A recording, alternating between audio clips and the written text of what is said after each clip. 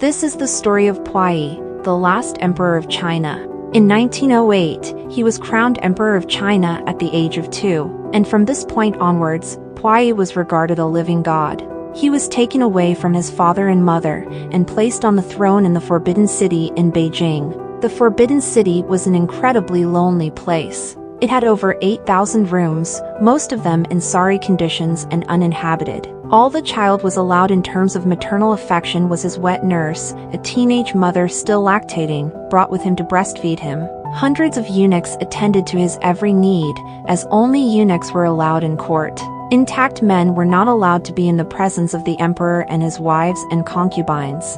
So there you find yourself, at the age of 2, a toddler. Your great-aunt dies, has you installed as emperor, and all you want is your mother. You cry for your parents, but you're not allowed to see them any longer. An army of shrill-voiced, emasculated men in dresses raises you, and they can never say no to you or discipline you in any meaningful way.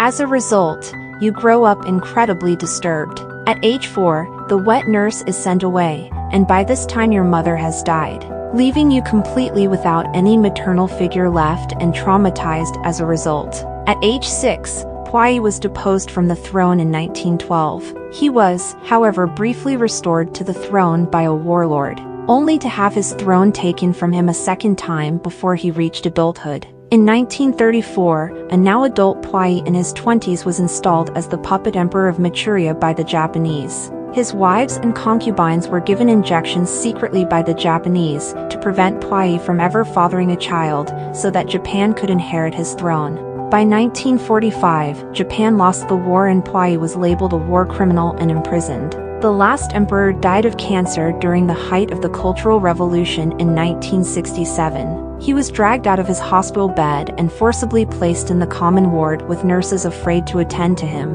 or give him painkillers for fear of being seen giving preferential treatment to a nobleman. He went from living god to an ignored and neglected commoner over the course of his 61-year-old lifetime. Everything about Puyi, his life and times, was sad and tragic.